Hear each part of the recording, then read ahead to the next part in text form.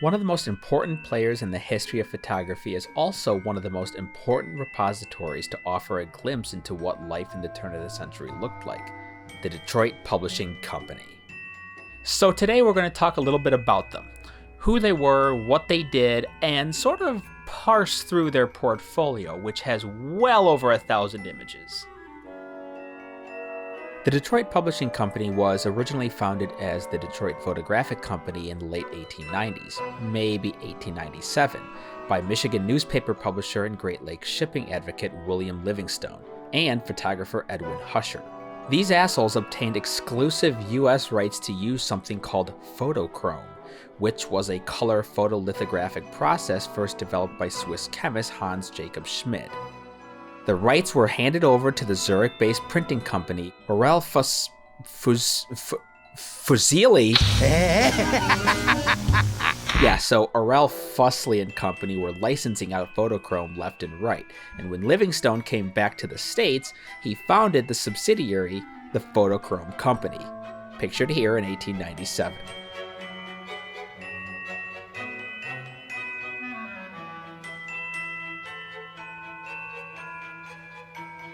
We shouldn't confuse it with the Photochrom Company Limited from the UK, which also had Fusley's license.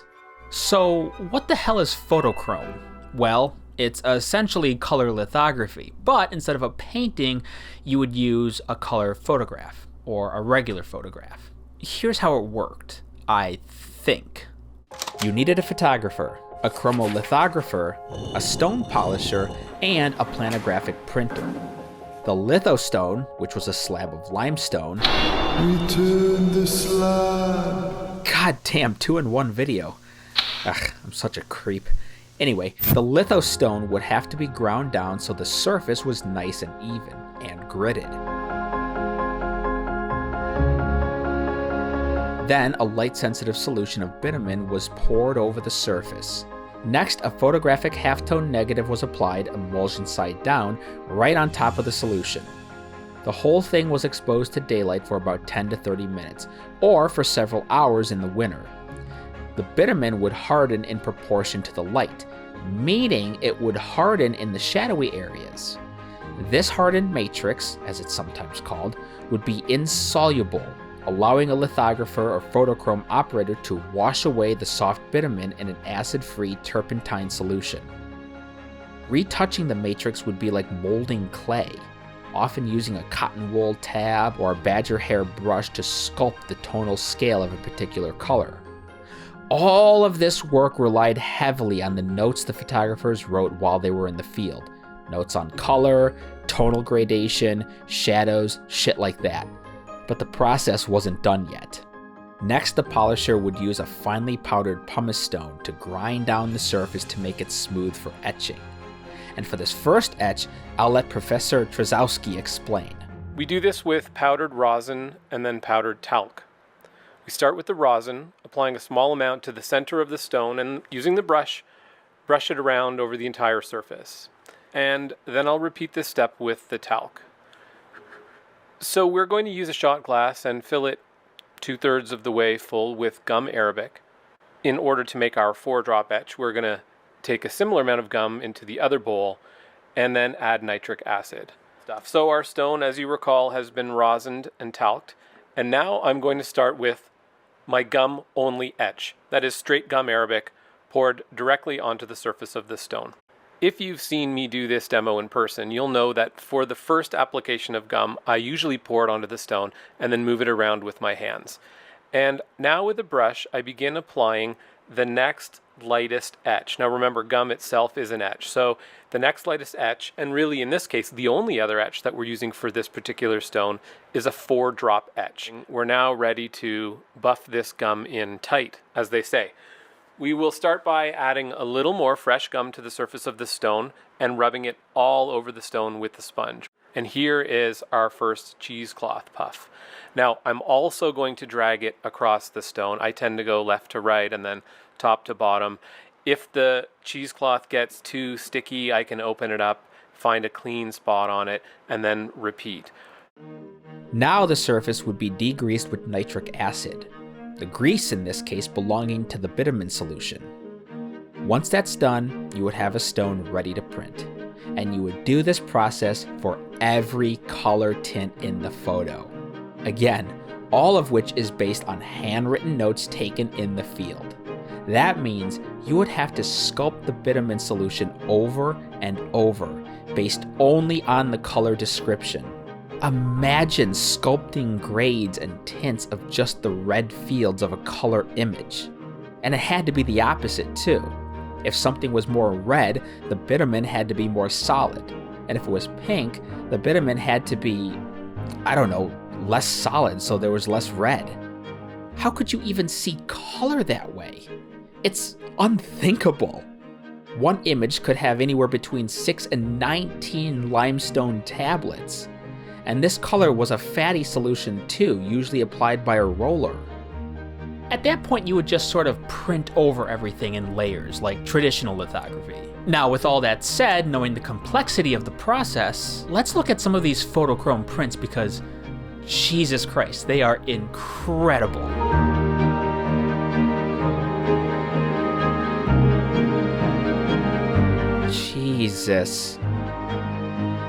Jesus. No, man. No. I am not doing that. That is shithouse rat crazy. Anyway, in 1897, Detroit Photographic received another game-changing asset to their company when world-renowned photographer William Henry Jackson joined their firm. So, who in the hell is William Henry Jackson? Well, there are countless books and articles, including his own biography, that trace William Henry Jackson's life story and how he became a powerhouse in late 19th century photography. But for our purposes, we're just going to take a light detour, a skim through the highlights of his life. I'll put links to some literature down below, and I encourage everyone to read through it because he led a very, truly incredible life. Now, let's veer off the highway for a moment and talk about William Henry Jackson.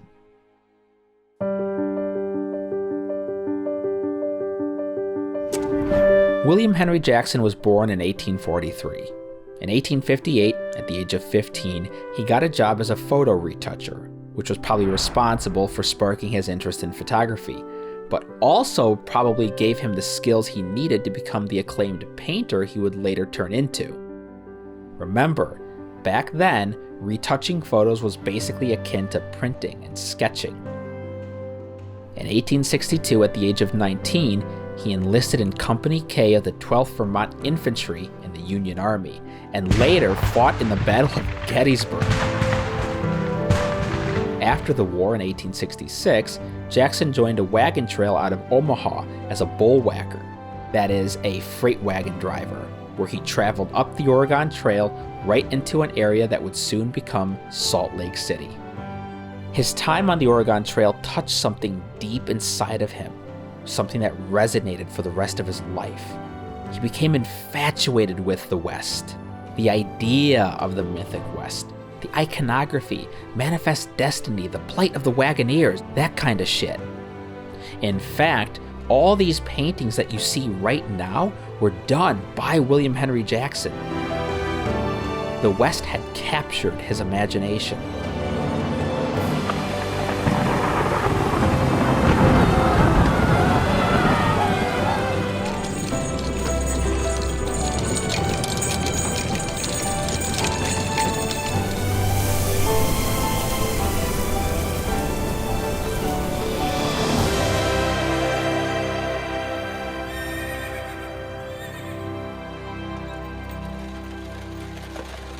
In 1867, he returned to Omaha and established a photo studio with the financial help of his father. Together with his brother Edward, they opened up W.H. Jackson & Brother Photographers. Their specialty? Wet plate field photography, capturing the spirit of the Western landscape. Some of the first photos we have of Native American tribes were taken by the Jackson brothers. The Osages, the Otis, the Pawnees, the Winnebagos, and the Omahas. The world saw them for the first time, and it was all thanks to William and Edward Jackson. It was also during this time that William Henry Jackson married Mary Molly Greer, who would die giving birth to his daughter, who also died shortly after.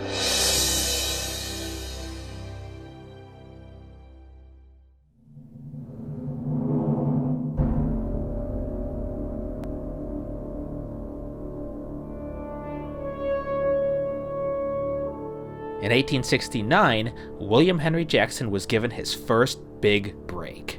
The railway giant Union Pacific commissioned him to photograph the scenery along their train routes as part of their big advertising blitz. This job would thrust Jackson into the hands of geologist Ferdinand Hayden, who, in 1870, was so impressed by Jackson's railway work, he asked him to join his expedition along the Yellowstone River. It was a coup de grace for Jackson. The expedition set off in 1871. Keep in mind, dry plate photography, that is pre-emulsified glass plates, were still new, and I mean brand new. In 1871, the same year the expedition took off, was the year that they were invented. So, what luck. That meant Jackson's team was working off of wet plate photography, in the middle of Yellowstone.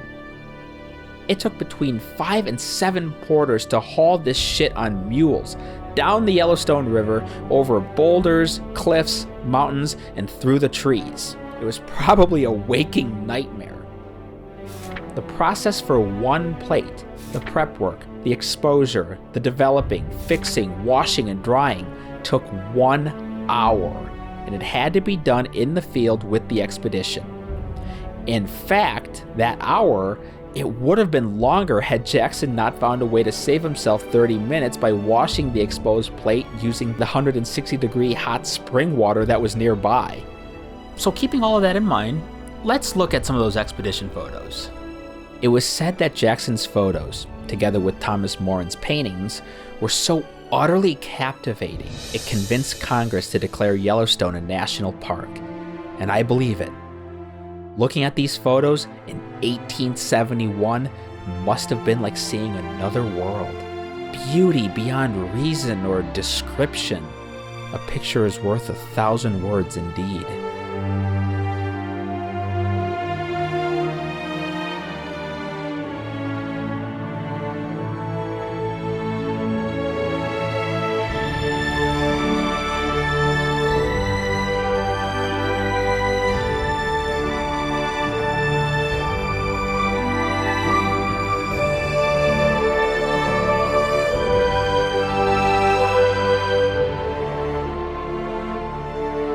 Jackson would spend the next 7 years working for Hayden and accompanying the U.S. Geological Survey. In 1872, he was part of a 2-team Yellowstone extension of the initial 1871 survey. In 1873, he accompanied a scientific expedition into the Rockies, where he took his arguably most famous photo, Mount of the Holy Cross. I think it's good, but in all honesty, I don't think it's his best work. Oh yeah, and he took a bunch of other shit too.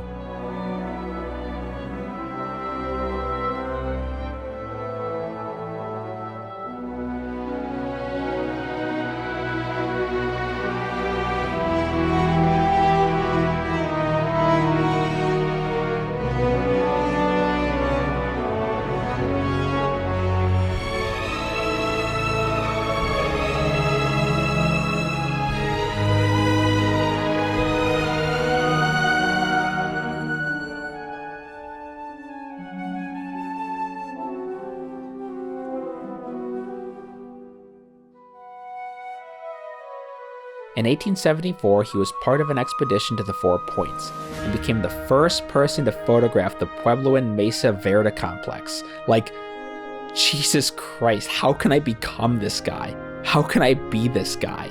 How can I just take his skin and climb into it like some weird thing? In 1875, he was charged with photographing the Hopi tribes as part of a broad expedition throughout Arizona and Utah.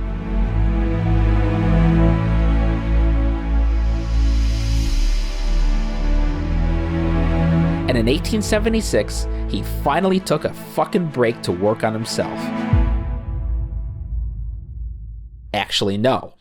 No, he didn't. He spent a year compiling all his photos to be exhibited at the Philadelphia Centennial Exposition. Oh yeah, this exposition? We definitely don't make them like this anymore. Then the next year, 1877, Jackson was back in the saddle, this time dicking around in New Mexico. And finally, in 1878, he took part in the last Hayden-led expedition, Wyoming. But did that son of a bitch take a break? No. No, he didn't, because he was an artist, and all that artistic energy was still pent up inside of him. The West needed total coverage, and William Henry Jackson was prepared to do it himself. Well, him and his team. I mean, this guy was cocoa bananas for the West. Like, this dude needed to talk to somebody. Jesus. With the expeditions behind him, in 1879, William Henry Jackson and portrait artist Alfred Reinhardt opened a small studio in Denver, though the company would not be formally registered until 1880. Jackson and Reinhardt, as it was called, had a devoted team of photographic artists who produced some of the most incredible pictures I've ever seen. Like, look at this.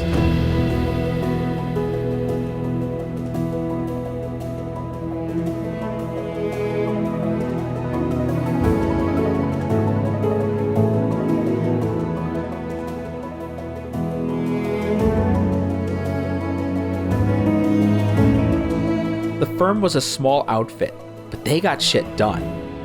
William's youngest brother, Frederick, was employed as a photographer, along with Andrew McKieran and Frank Mortimer. Frank Smart, William Brown, and Walter Chamberlain were employed as printers. Lester Bennett and Samuel Grigg were their landscape photographers, and Sadie Crisps as their receptionist. In my opinion, this is where William Henry Jackson and his team sort of honed their skills as artists. Because it was during those Colorado years, in my opinion, that they produced some of their absolute finest work. I mean, just look for yourself.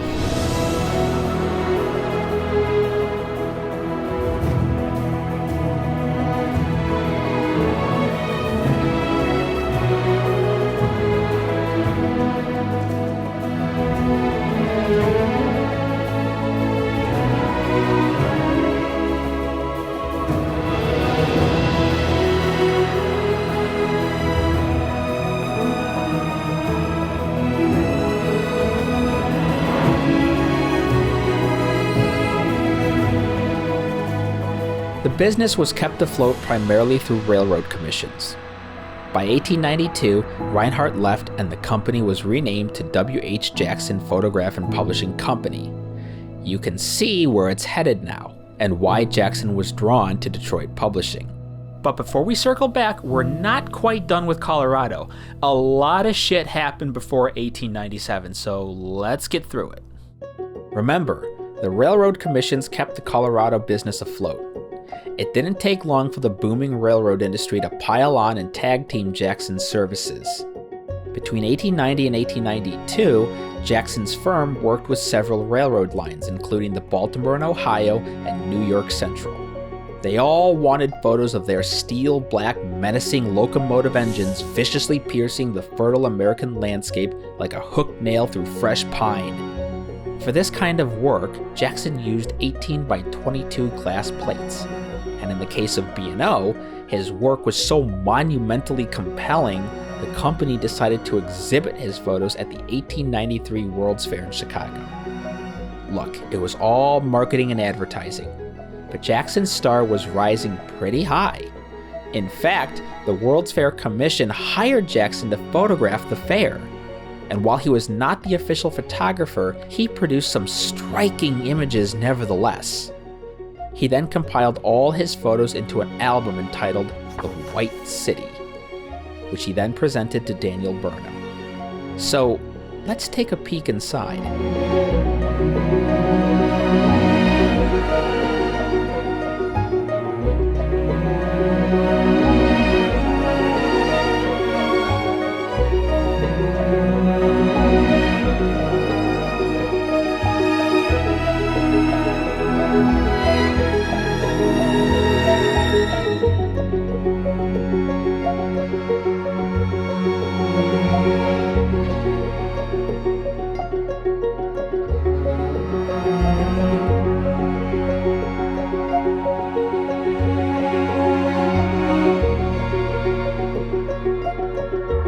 These are just some of the photos.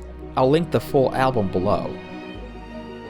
Between 1893 and 1894, Mexican Central Railway commissioned Jackson's firm to document the opening of a railway line between Juarez and Mexico City. His team traveled around the country in a private car which they called the Jackson Special, pictured here. And there's our boy, William, in the corner where he should be. The photos Jackson took weren't just of the railroad, they were also of indigenous artifacts and life in late 19th century Mexico. Now they serve as a window into a very small corner of time. For most Americans, and for much of the world for that matter, these photos marked the first time anyone had ever seen the rough and tumble country of Mexico.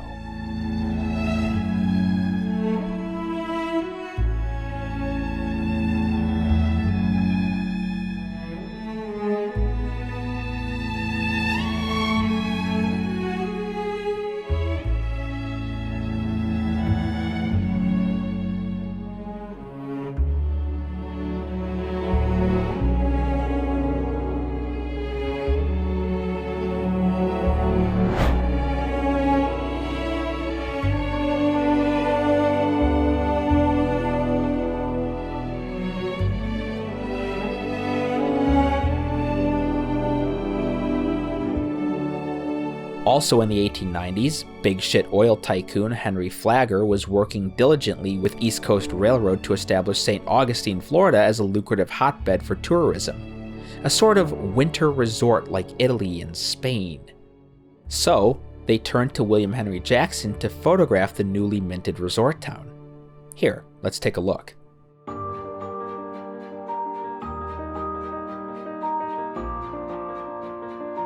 Jackson's photos of St. Augustine are incredible, arresting to say the least. His photos are a glimpse of a Gilded Age playground. Palm-lined boulevards, stunning Spanish Revival hotels, all owned by Henry Flagler, of course, golf courses, boating, all that ritz and glamour of New York City given a splash of Spanish zest. A time and place we will never see again. In 1894 until 1896, William Henry Jackson joined the World's Transportation Commission, gallivanting around the world to document new and traditional forms of transportation. This expedition was organized by Joseph Pangborn, who had lost a lot of business and money in the 1893 panic. He conceived this commission as a front to court business opportunities in the international market in the hopes of rebuilding his shattered business. But all the commission really was a 17-month pleasure trip. Jackson, however, had his fingers in multiple pots. The Field Columbian Museum in Chicago, who acquired his B&O railway photos, wanted him to photograph the people of the world, while Harper's Weekly wanted photos of exotic places as part of their flagship series around the world.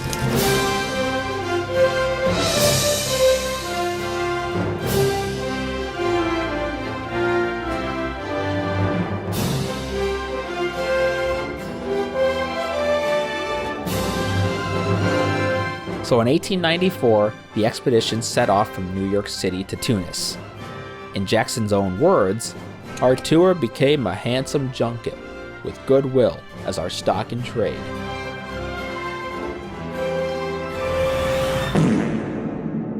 The trip would prove to be a financial disaster for everyone involved. And when Jackson came back to the States, he brought with him 900 photos. 900 pictures of the world afar. They are indescribable. Take a look.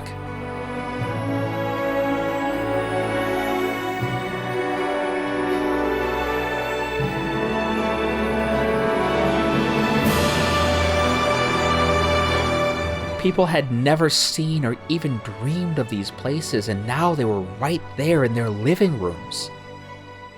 It's hard for us to understand now in the digital age, but to see photos like this, mysterious lands on the other side of the world, places you only read about, it was a game changer. But in spite of all of that, it's commonly regarded that William Henry Jackson, though an undeniably fantastic artist, was a poor businessman. His company folded. Actually, I think it was sold to his assistants in Colorado. And in 1897, Livingstone convinced him to sell his entire stock and rights to the Detroit Photographic Company. But Jackson wasn't done yet. In 1898, he became president of the company. With Jackson as president, Detroit Photographic saw a lot of work during the Spanish-American War. They produced around 10,000 photographs in those 2 years, mostly warships, but that composed a bulk of their archive. See for yourself.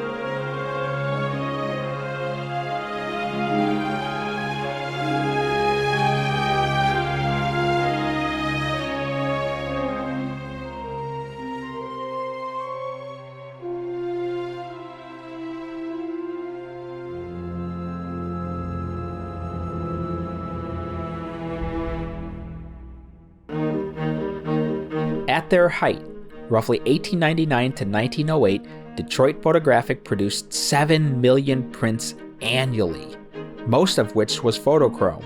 I mean, they were booming. They had 40 photographers on staff, 12 traveling salesmen, mail-order catalogs that aped the whole Sears Roebuck thing, retail stores in Los Angeles, London, Zurich, and several in New York City, which you can see here.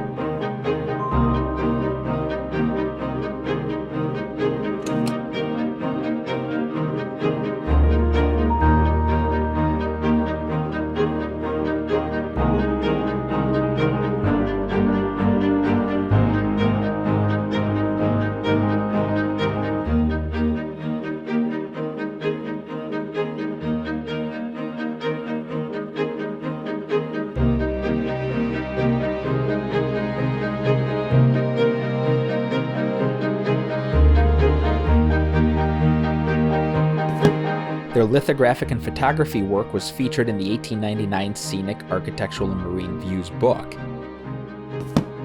Then in the 1908 Bulletin of the Detroit Museum of Art,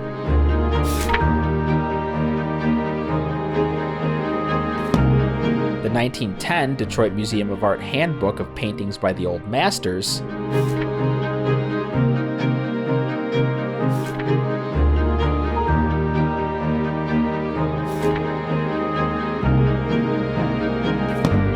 and finally the 1912 book for the American Bankers Association Convention.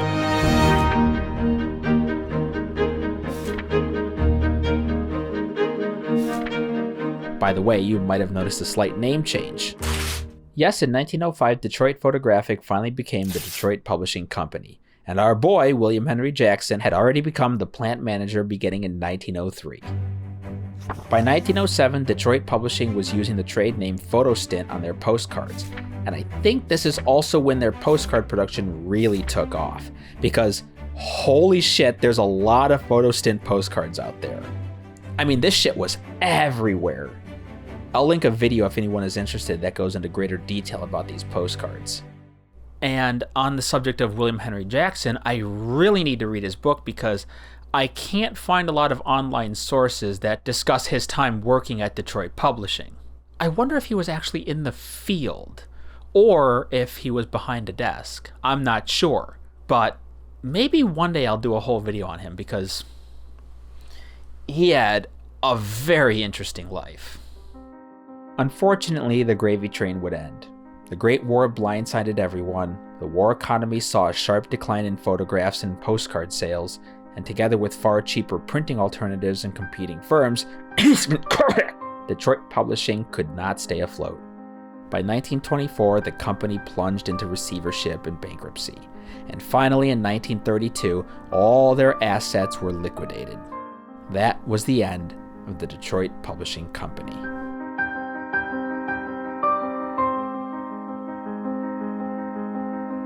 But The story isn't quite over yet. William Henry Jackson moved away from photography after that and spent his final years painting, like this freaking awesome mural at the Department of the Interior. He had always been considered a prodigy, even as a boy, and he would go on to paint these incredible scenes of life in the West, including this map of the Oregon Trail. He still loved photography, though. Some things never change. Oh, and he was also the technical advisor for Gone with the Wind. He died in 1942 at the age of 99. But what about all those negatives? Well, in 1939, William Henry Jackson gave everything to the Edison Institute in Dearborn, Michigan. And then in 1949, they gave everything to the Colorado Historical Society. And the Colorado Historical Society gave mostly everything, that is everything that was photographed east of the Mississippi, to the Library of Congress. Yes, most of the Detroit Publishing Company's entire archive is available right now for free through the Library of Congress's web portal. And guess who just got done looking through all 1,000 pages of proof negatives? I've truly lost control of my life. Like, I am spiraling. Buckle in, because next episode, I am handcuffing you to my wrist and dragging you, kicking and screaming, through all the photos that I personally found very interesting. So brace yourselves, because it's probably going to be a 3-parter. God have mercy on you swine.